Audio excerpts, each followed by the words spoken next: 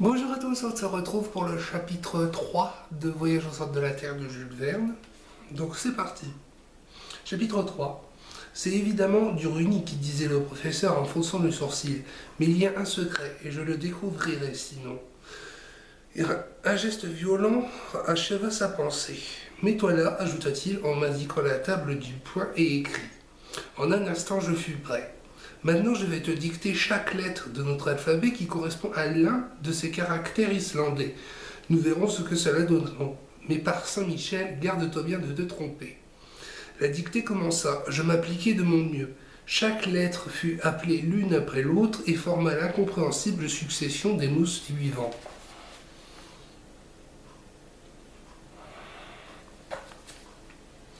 Quand ce travail fut terminé, mon oncle prit vivement la feuille sur laquelle je venais d'écrire et il l'examina longtemps avec attention. « Qu'est-ce que cela veut dire » répétait-il machinalement.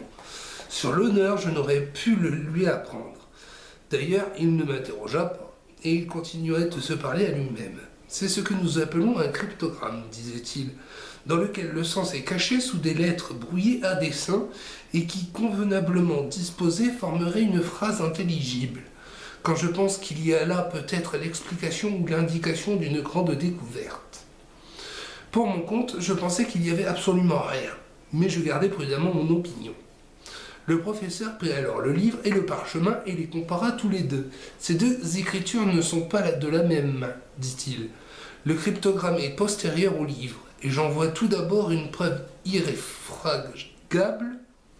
En effet, la première lettre est un double M qu'on chercherait vainement dans la liste de Turleson, car elle ne fut ajoutée à l'alphabet islandais qu'au XIVe siècle.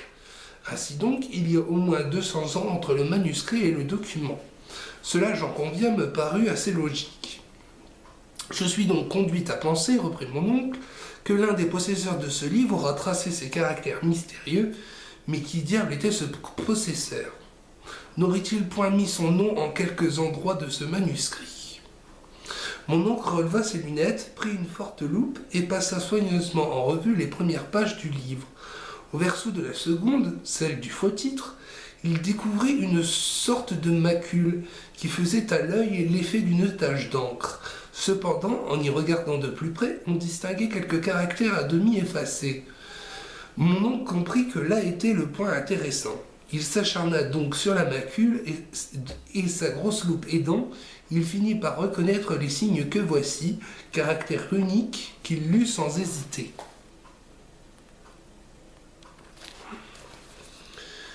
Arne Saknussemm, s'écria-t-il d'un ton triomphant. Mais c'est un nom cela, et un nom islandais encore, celui d'un savant du XVIe siècle, d'un alchimiste célèbre. Je regardai mon oncle avec une certaine admiration. Ces alchimistes, reprit-il, Avicenne, Bacon, Lull, Paracels étaient les véritables, les seuls savants de leur époque. Ils ont fait des découvertes dont nous avons le droit d'être étonnés. Pourquoi ce Saknussemm n'aurait-il pas enfui sous cet incompréhensible cryptogramme quelques surprenantes inventions ? Cela doit être ainsi, cela est. L'imagination du professeur s'enflammait à cette hypothèse. Sans doute, osai-je répondre, mais quel intérêt pouvait avoir ce savant à cacher ainsi quelques merveilleuses découvertes ? Pourquoi, et le sais-je, Galilée n'en a-t-il pas agi ainsi pour Saturne ? D'ailleurs, nous verrons bien, j'aurai le secret de ce document et je ne prendrai ni nourriture ni sommeil avant de l'avoir deviné. Oh, pensai-je. Ni toi non plus, Axel, reprit-il. Diable, me dis-je. Il est heureux que j'ai dîné pour deux. Et d'abord, fit mon oncle, il faut trouver la langue de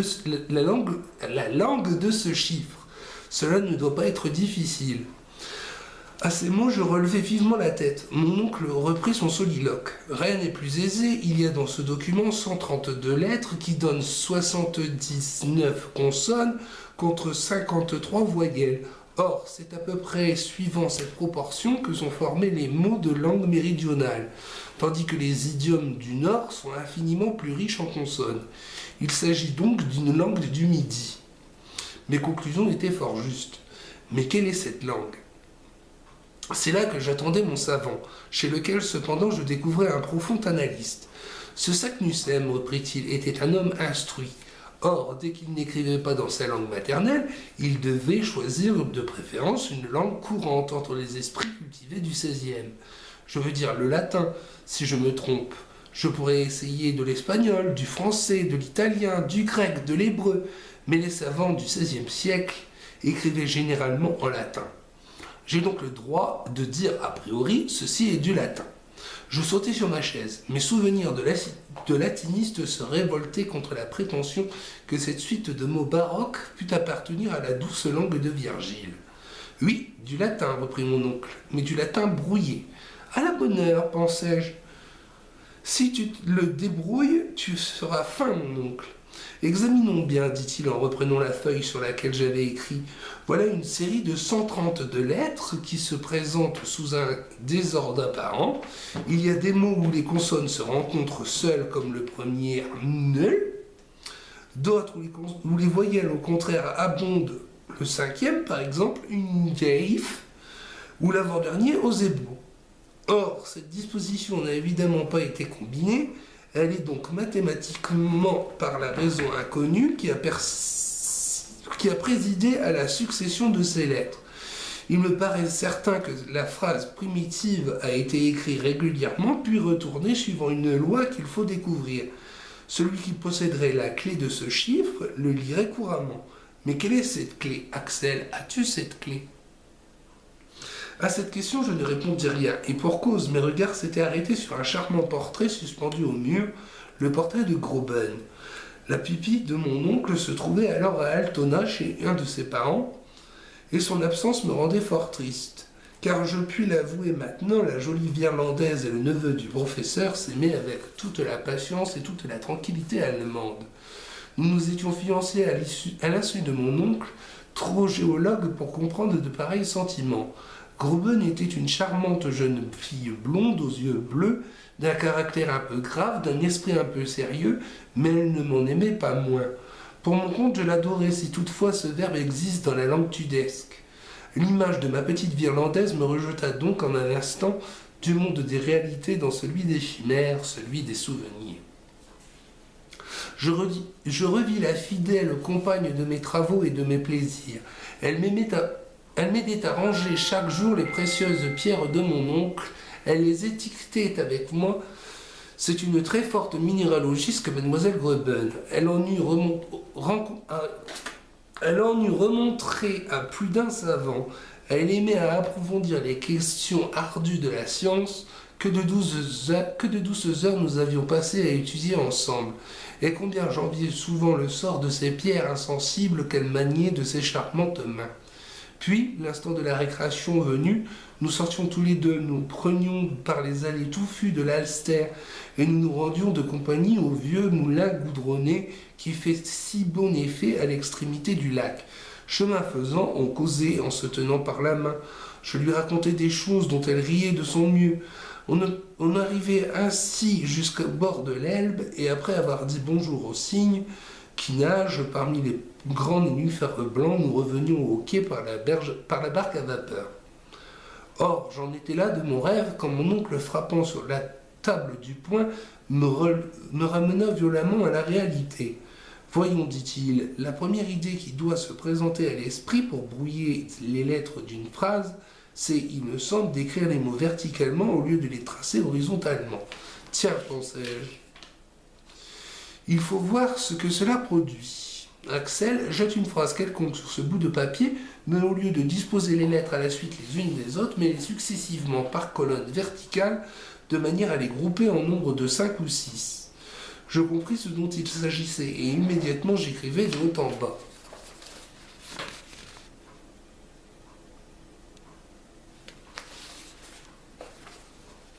Bon, dit le professeur sans avoir lu. Maintenant, dispose ces lettres sur une ligne horizontale.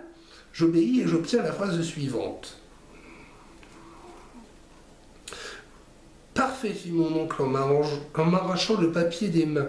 Voilà qui a déjà la physionomie du vieux document. Les voyelles sont groupées ainsi que les consonnes dans le même désordre. Il y a même des majuscules au milieu des mots, ainsi que des virgules, tout comme sur le parchemin de Saknussem. Je ne pus m'empêcher de trouver ces remarques fort ingénieuses.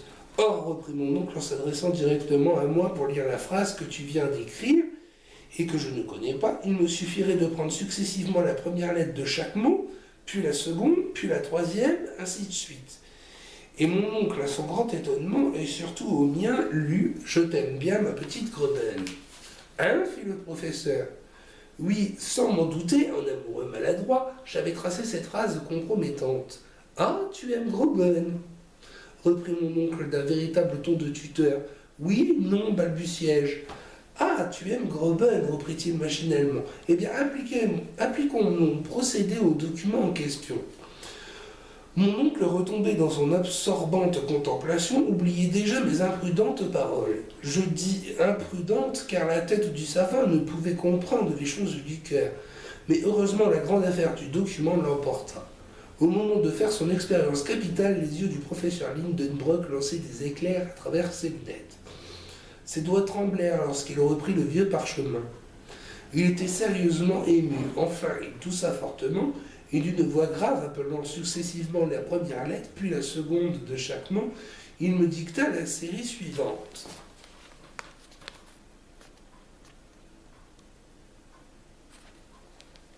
Je suis dessus, ça le fait pas.